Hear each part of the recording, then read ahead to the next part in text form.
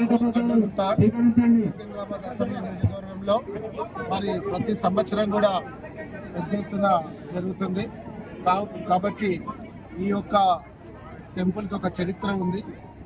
మరి ఈరోజు శ్రీరామనవమి కాబట్టి సీతారాముల కళ్యాణం జరుగుతుంది కాబట్టి ప్రజలందరికీ కూడా సుఖ సంతోషాలతోని ఆ శ్రీరామనవమి భగవంతుని ప్రజలందరికీ ఆరోగ్యంగా ఆర్థికంగా అందరినీ కూడా ఆ భగవంతుని కాపాడాలని నేను మనస్ఫూర్తిగా కోరుకుంటూ మరి అలాగే సికింద్రాబాద్ ప్రజలందరికీ కూడా వివిధ టెంపుల్స్ నేను అన్ని టెంపుల్స్ కూడా తిరిగేసి దర్శనం చేసుకొని వస్తున్నా. సికింద్రాబాద్ ప్రజలందరికీ కూడా ఆరోగ్యంగా ఆర్థికంగా మరి అన్ని విధాలా కూడా అన్ని కుటుంబాలకు మంచి జరగాలని ఈ సంవత్సరం మనస్ఫూర్తిగా కోరుకుంటున్నాను. జై శ్రీరామ్, జై శ్రీరామ్, జై శ్రీరామ్.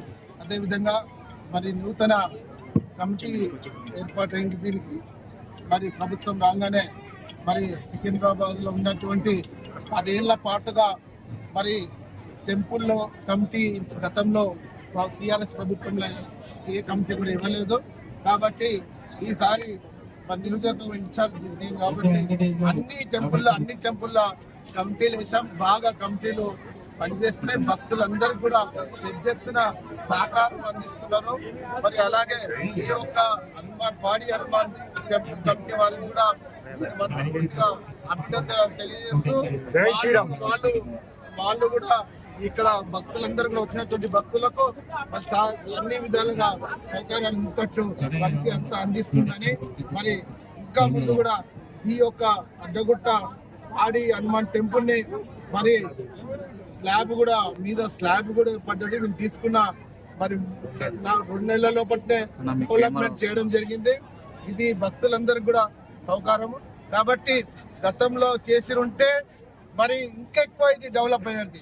దీని మీద మరి ప్రభుత్వాలు గతంలో ఉన్న ప్రభుత్వం పట్టించుకోలేదు కాబట్టి ఇంకా కూడా కమిటీలు సికింద్రాబాద్ దేవాలయం ఎన్ని కమిటీలు ఉన్నాయో అన్ని కమిటీలు వేసి మరి భక్తులందరికీ కూడా అందుబాటులో మంచి దర్శనాలు జరుగుతట్టు చేస్తామని తెలియజేస్తుంది. జై శ్రీరామ్.